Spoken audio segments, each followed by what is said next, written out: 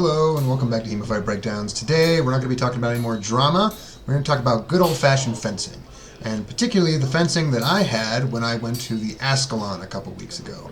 That was a really nice tournament up in Ohio, and there I got to fence a really good fighter from Nashville.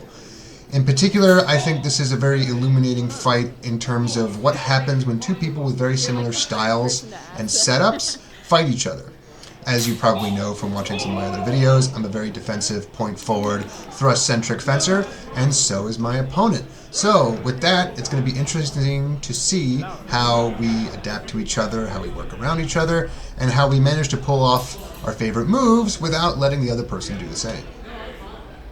So, for our first exchange, it's going to be a bit of a long one, where both myself and my opponent are desperately trying to kind of feel out what the other person is trying to do. You're going to see my opponent here on the right attempt to throw a kind of short edge, tippy little cut to the bottom of my hands over and over again. This is actually a really smart move by him, and one you're going to see happen a lot during this fight. The reason he is doing this is because he wants to make sure that I maintain my distance while presenting a threat so that if I leave my hands too far forward, I'm going to get hit and not be able to hit back. This is generally a really smart thing to throw against somebody who likes to stand in a plow like both of us do, because it allows you to try to target something that is basically impossible to parry and you can only get out of the way of or attack into, which is somewhat difficult to do in both cases. If you're trying to get out of the way of it, you pretty much have to do what I do here, which is back up and pull my hands out of the way. And if you're going to try to attack into it,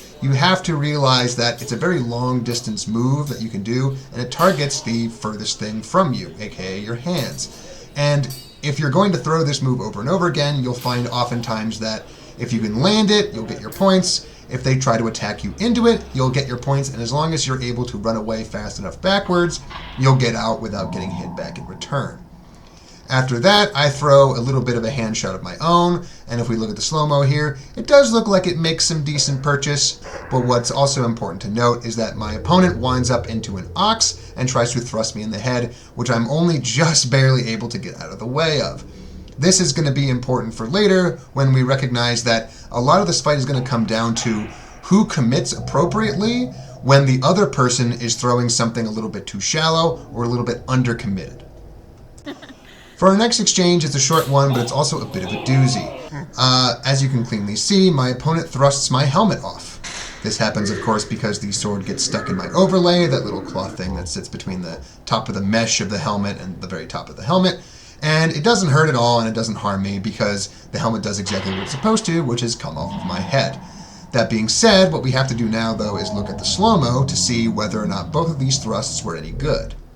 What you see clearly is that, yes, both of our thrusts landed. Mine stabbed into the mesh, and because I don't have a rubber tip on, skirted off to the side very quickly. My opponent's actually did something very similar, but what you'll notice is that as it's trying to skip off of the top of my mask, it just gets caught in the overlay. Another thing you'll notice that I've talked about before is that part of the reason mine skipped off while his got stuck is because as he was throwing his thrust, he kind of flicked it forward a little bit. As the blade was coming down, the tip of the blade was flexed up several degrees, which meant that when it actually made contact with my mask, it made contact with a little bit of the flat of the blade. That's not me saying that the thrust was illegitimate in any way. This is just something that happens when blades this flexible are moving quickly in the air. But it's worth pointing out that sometimes when you see something really, really fantastic in a thrust, it doesn't necessarily mean that one was that much better or that much better landed than the other.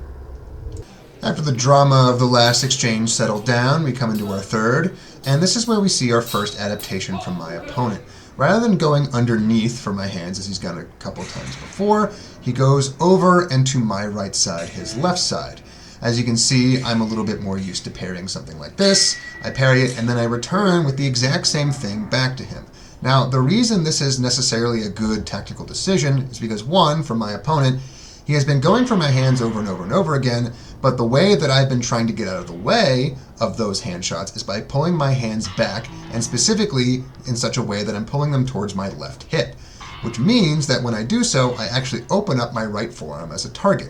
Rather than going underneath with that exact same hand shot, my opponent pulls up a little bit and goes for that right forearm that time and time again I have shown to expose whenever I pull my hands back. Only this time, I pull my hands back in a way that's a little bit more conducive to the attack that's coming at me. I parry his attack out of the way, and then I come back with the exact same thing. Since this is the second time I've thrown this specific cut, it is my opponent who seems to have a little bit of an issue with it. However, what we can see from the footage here is that he does a very, very good job of getting out of the way. I just lunge really deep and really commit for that attack, knowing that my opponent is going to be in a defensive mindset after one of their attacks, especially a shallow attack, was parried. For our next exchange, we're going to see another adaptation, this time from me. My opponent has gone back to doing the undercuts to my hands and as a way of keeping me at distance, and they're still doing their job. They're forcing me to pull my hands back, and they're forcing me to back up, which means that I can't quite get into my own range for throwing my favorite thrusts. However, I have noticed something else, which is that every time my opponent sees me pull my hands back, he closes the distance a little bit more and prepares to throw a thrust of his own. So my adaptation to this is to simply let him do so, knowing that I can do another one of my favorite moves, which is to crump his blade out of the way and throw his Verkow underneath, specifically a left Verkow, which is what I do here. I throw it to the body, and then I attempt to close off my right side line, which is where I believe he's going to attack me on. It does appear, though, he gets my hands a little bit, but according to this rules, it was a little bit out of tempo, and no one can deny that the thrust was adequately parried and that my left Verkow came through exactly where I wanted it to go. For the next exchange, what we see is a beautiful move by my opponent, what I think is probably one of the best moves that he threw this entire fight, and that is, up until now, neither of us have really gone for the legs. It's something that happens a lot in situations where two people fence out of plow, because generally they're putting a lot of weight on their front leg, they're constantly lunging forward to try to land their thrusts, and they're usually very, very focused on dealing with attacks that come to their high line because that's the easiest kinds of attacks to wind and thrust out of. So I go for the leg, and full credit to my opponent, he reads it instantly and stabs me directly in the face while pulling his own leg backwards. I've gone over this in other videos, but in my opinion, this is the single greatest way to deal with any leg shot, and you can see that pretty clearly here in the slow-mo, where not only did I not really get anywhere near his leg, he had more than a few inches to spare in terms of stabbing me in the face. The reason for this is, of course, that he does exactly what I say you should do when you're trying to avoid a leg snipe. He pulls back his leg, he sucks in his gut, and he leaves his upper torso and the upper half of his body kind of hanging in the air from which to throw his cut or his thrust, meaning that he has full advantage of the extra reach he gets from having his shoulders hanging in the air, and he can extend his point forward, touch me on the head, which I have, of course, gotten closer to him by going low for the leg, and he can get such a huge advantage of leverage and angle that he can make this look really easy. The next exchange is very short, very simple, but very indicative of why my opponent has been throwing short-edged cuts to my hands this whole time, because this time it pays off. My opponent catches me maybe moving forward a little bit too aggressively, not paying enough attention, and he manages to get that undercut straight to my hands, and, as he's tried to do before, moves out of range and parries my follow-up attack. You see me try to do the exact same thing as I had done previously, which is the second I feel like I pulled out of the way and dodged that hand cut, I try to throw a hand cut of my own. But this time the distance was just right, and my opponent is able to get well out of the way of my follow-up attack, not only making my follow-up out of tempo, but also out of range. What we see next is another slight adaptation from both myself and my opponent. As I talked about previously, one of the things that my opponent has been trying to do is use his hand cuts in order to bait me into coming forward into range, at which point he will thrust me in the chest or the head in an attempt to sort of interrupt my tempo and interrupt my attack. As you see in this exchange, both myself and my opponent exchange feinted attacks toward each other's right forearms. Both of these don't succeed. However, what does happen is that it programs both of us into realizing that every single time we throw one of these sort of feinted attacks toward the hands that are shallow, we should probably be trying to throw a follow-up thrust immediately after they miss, because we could take advantage of the distance that our opponent put themselves in. And in this particular case, that is what my opponent tries to do to me. However, after I throw my feinted attack toward the arm, as we both had done, I stay in range and throw a little bit of a foot feint that you can see here that basically tells my opponent that I might be coming forward yet again to try to attack him. My opponent responds by trying to do exactly what he's programmed himself to do, which is throw a thrust directly at me. However, at the exact same time as I do this little foot feint, I also do a light little sweep of my blade across the line, meaning that I catch his sword exactly at the moment where he starts to lunge, and I'm able to push it off to the side despite the fact that I was a little bit too close and I was moving forward at the time. This is good to watch and try to duplicate if you're ever having to deal with someone who's a very, very fast thruster.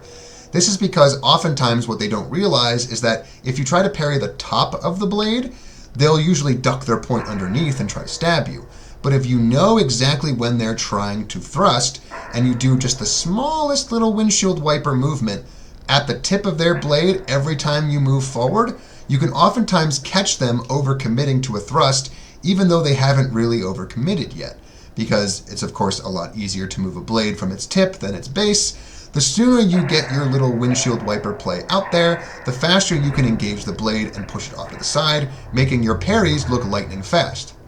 In this next exchange, what we're going to see is literally more of the same. I parry a thrust to my head, off to the side, and I throw a Zverk in the counterattack. However, what is worth pointing out here is that my opponent is getting a little bit wise to the fact that I'm going to step forward, parry, and then Zverk. As you can see here, my opponent actually gets very, very close to landing the thrust because they duck under my point and thrust on the offside, which gets onto the other side of the line from where I was attempting to windshield wiper. My initial parry, thankfully, given that it was a little bit small, is able to bail out and push off to my right side instead of my left side, which just barely, with a little bit of head movement, saves me from getting stabbed in the head. So while it does work out for me again, and this has been the one thing that has been consistently working for me this fight, it's becoming a little bit clear that it might not continue to work after this.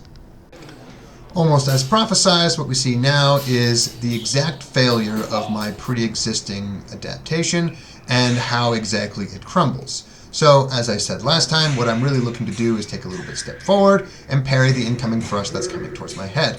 What we see in this exchange is as I step forward and I throw that little bit of a windshield wiper parry, my opponent pulls his cut up after threatening a thrust and just brings it directly down onto my head. Because I have done a windshield wiper parry to my left, he is able to bring that cut down on the inside of my line, meaning that when I attempt to windshield wiper back the other way, towards my right, the blade is already between my sword and my head, meaning that no matter how much I manage to push it off to the side, it's still going to hit me. Also, it's worth pointing out that because I had to move forward with my windshield wiper parry, I wasn't able to then move backwards out of the way to not get hit in the head, making this a perfect response to the adaptation that I have made that has so far been working best, which means now neither of us really has a great game plan going forward as to how to get the cleanest and easiest exchanges. So this is going to be the second to last exchange, and as someone says in the background very accurately, this is getting a little bit tense.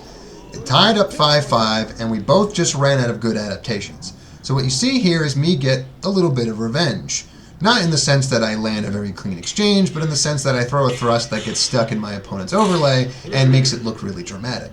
Of course, however, when we go and we look at the footage, what we can see is that in a lot of ways, both of our thrusts landed fine. Mine just happened to get stuck in a special way that makes it look very dramatic.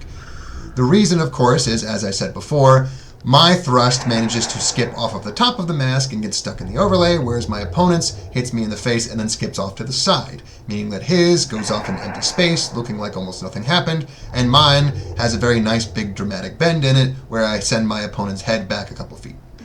So it's the final exchange, it's tied up, and things are very tense, and my opponent goes back to what has been working for him since the beginning, which was a very good idea.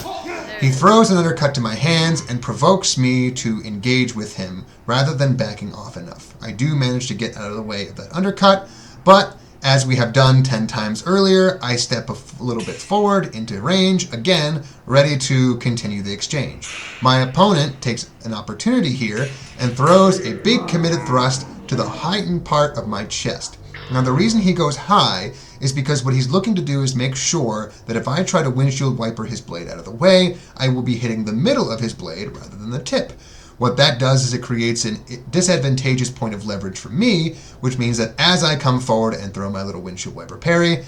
His flicking thrust is curved down and it's up really high at the level of my shoulders, which means I have far too much distance to cover and far too much space to remove his sword from before it lands square in my chest, and I basically walk right into it. My opponent wins the fight, and he did it through really good tactics, really good distance management, and really good footwork, and most importantly, by having a tight game plan where he keeps me at range using hand shots and waits for me to close that range using stop thrusts and aggressive onsetsen to make sure that I am always punished every time I come forward without a credible threat. A really good fight to my opponent, a really great fight overall, and hopefully something that everyone can learn from by watching. Obviously, if you'd like to see more stuff like this, feel free to like and subscribe. If not, I'll see you next time I post a drama video.